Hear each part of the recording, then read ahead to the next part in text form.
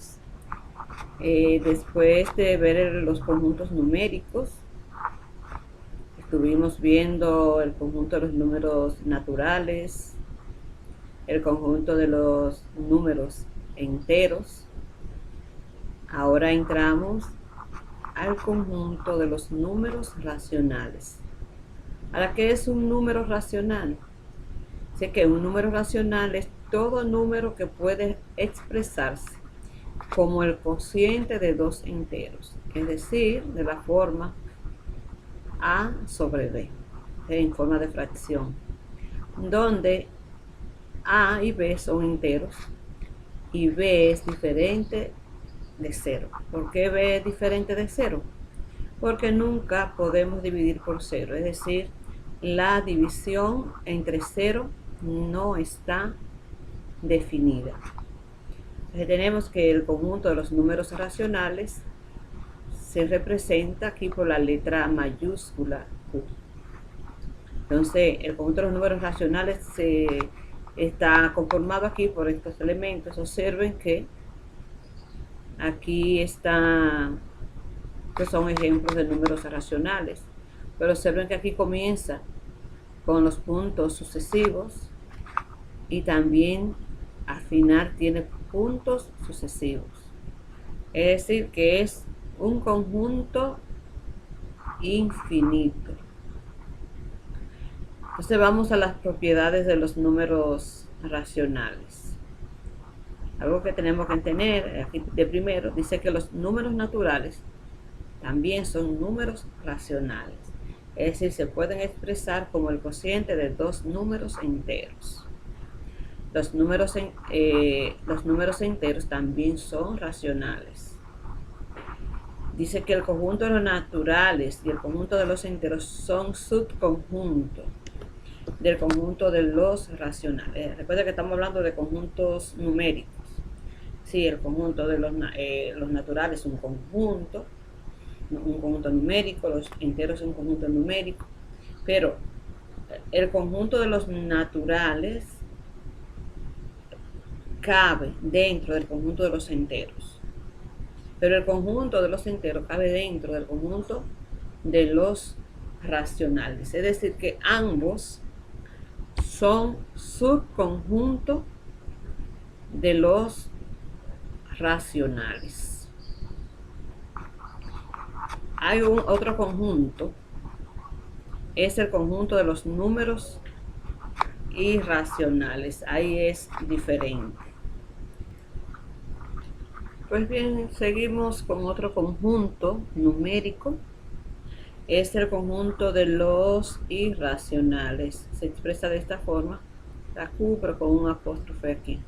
Dice un número irracional es un número cuyo decimal no termina y no tiene un patrón repetitivo.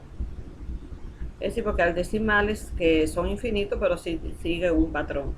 Observen estos ejemplos. Ve aquí yo tengo 0.3, observen cómo va aumentando el 0, los ceros van aumentando y eso es infinito y no se sabe cómo termina. Observen este otro número, esta es la raíz cuadrada de 2. Tengo aquí 1.4142 y sigue, esto es infinito y no tiene un patrón, no sabemos, es decir, si buscamos la raíz de 2 con todos sus números, se llena una pizarra, se llena la computadora, todo, y nunca termina, porque es un número infinito, pero no tiene un patrón repetitivo. No sabemos cuáles números siguen, es decir, ese es un número irracional. Eso no es del cociente de dos enteros, es decir, esos números no vinieron porque dividimos dos enteros, sino observen que este decimal es el resultado de la raíz cuadrada de 2, que es un número irracional. Pues bien, seguimos con un conjunto mucho más grande. Ya habíamos hablado de estos conjuntos de una forma más sencilla, que es el conjunto de los números reales. Dice que el conjunto de los números reales está definido como la combinación entre los racionales y los irracionales. Ya habíamos dicho antes que la intersección de los racionales y los irracionales era el conjunto vacío, es decir, que no había conjuntos comunes entre ellos. Pero si unimos los racionales con los irracionales, obtenemos este conjunto más grande, que es el conjunto de los reales. Ahí pueden estar los racionales y los irracionales. Vamos a observar esta gráfica. Observen que aquí yo tengo, aquí tengo los reales como conjunto principal. Este es un conjunto bastante grande. Aquí tengo el conjunto de los reales.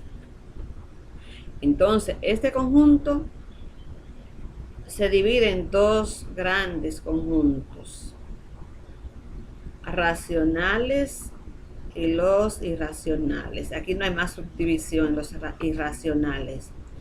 Pero los racionales se subdividen entre enteros y fracciones y decimales. Aquí ya tenemos junto a las fracciones y las decimales, porque una fracción se convierte en un decimal y un decimal se convierte en una fracción, que viene siendo lo mismo. Y tenemos aquí los enteros. Entonces ya los enteros están naturales y negativos, es decir, los enteros, aquí los naturales, que son los enteros positivos.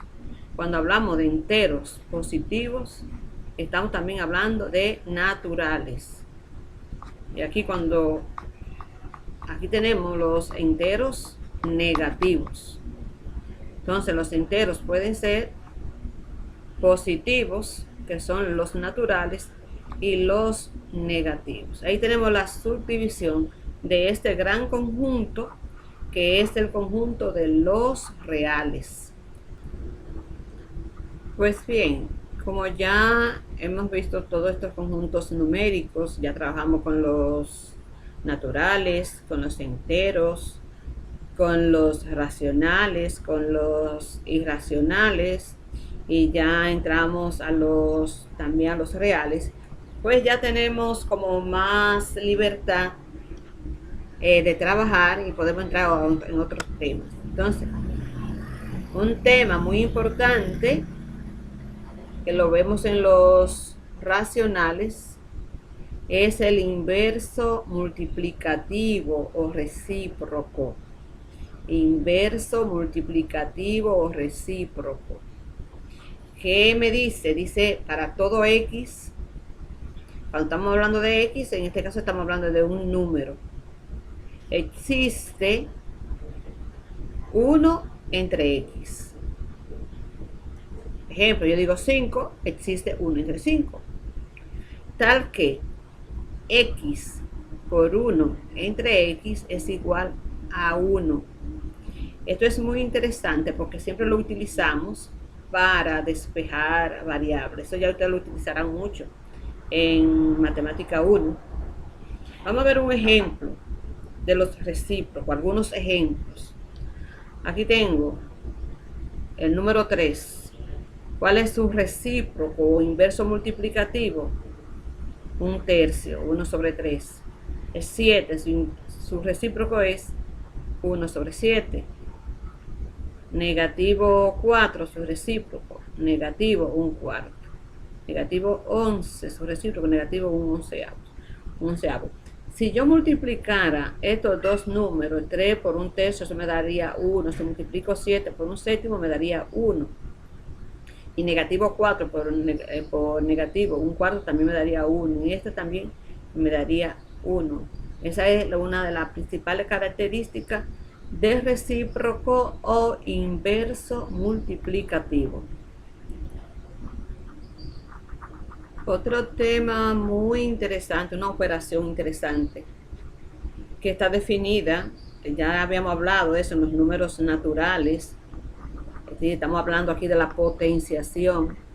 Esa operación está definida en los números naturales, en los enteros, en los racionales. en los reales está definida la potenciación. Entonces tengo aquí, ¿qué es la potencia? Eso es una multiplicación repetida de un número llamado base. Observen aquí, tengo aquí el número 3, que es la base, elevada a 5, que es la quinta potencia, 5, al exponente 5, ese es el exponente. Es el número que me dice cuántas veces se va a multiplicar la base. Tengo aquí 3 a la quinta, 3 elevado a la quinta, que este numerito pequeñito. Entonces, el 3 me dice que esa es la base, ese es el número que se va a multiplicar varias veces. Y este numerito es que me dice cuántas veces voy yo a multiplicar ese número. Observen esto que tengo aquí. Como dice 3 elevado a 5, tengo 3 por 3 por 3 por 3 por 3. Que a multiplicar el total me da 243, que esta es la potencia. Es decir, el resultado de la potenciación es la potencia. La base es el número que se va a repetir y que se multiplica. Y el exponente es el numerito que me dice cuántas veces se va a multiplicar la base. Le hice esta aclaración porque la vamos a utilizar en el orden de las operaciones. Entonces vamos ya a continuar con el orden de las operaciones. Pues bien, seguimos con un tema muy interesante. Es el orden de las operaciones. Por eso a veces vemos algunas operaciones que a una persona le da un resultado, a otra persona le da otro resultado, y es porque no se ha seguido un orden. Entonces, ¿cuál es el orden que debemos de seguir? Dice que las operaciones matemáticas se realizan de la siguiente forma. Dice, aquí tenemos primero, los cálculos se hacen de izquierda a derecha, de izquierda a derecha.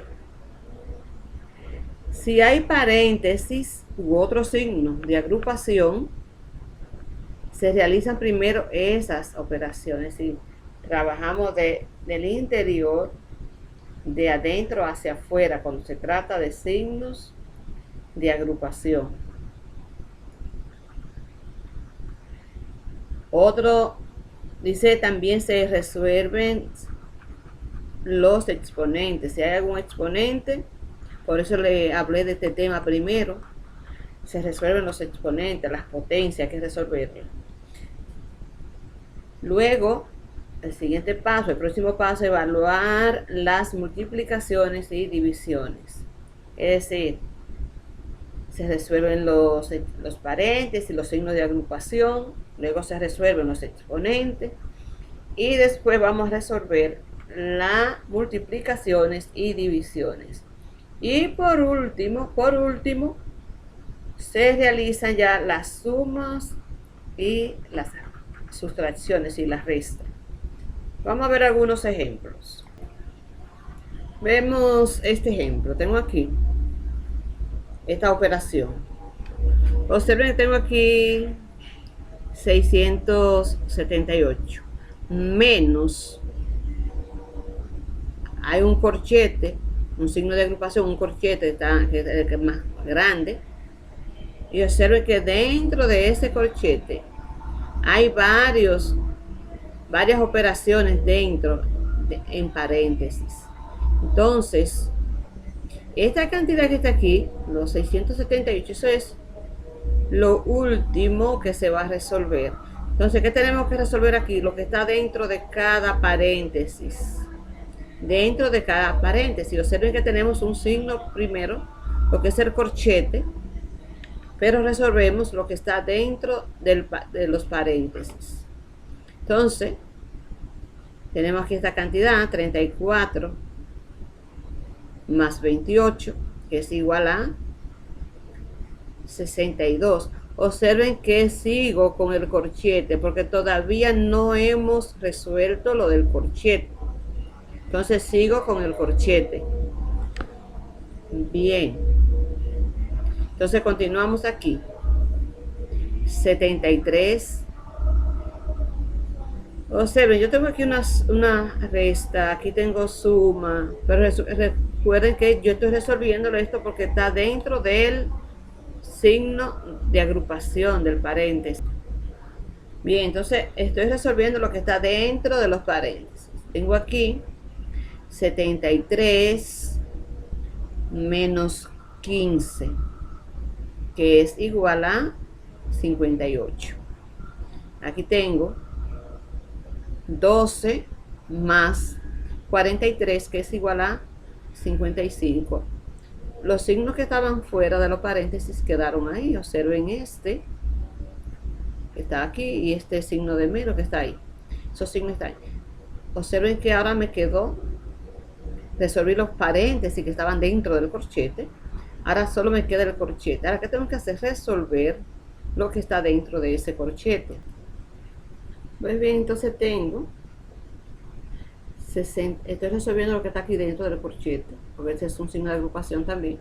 Tengo 62 más 58, esto es igual a 120. Entonces les resto, después de que es el signo que estamos hablando, les resto 55 y es igual a 65. Entonces ya lo saqué de ese paréntesis, lo tengo aquí, sin paréntesis. Observen ahora estos 678 que estaban ahí desde. Entonces ya le voy a restar. Ahora sí puedo hacer esto. Ahora tengo 678 menos 65, que esto es igual a 663. Seguimos con el siguiente ejemplo. Observen que tengo este número que está aquí fuera, está multiplicando.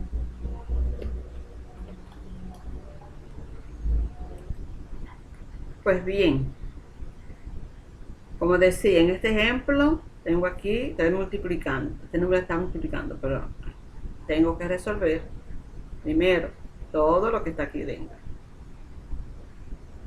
Este número también está multiplicando, pero este está multiplicando lo que está aquí dentro. Bien, entonces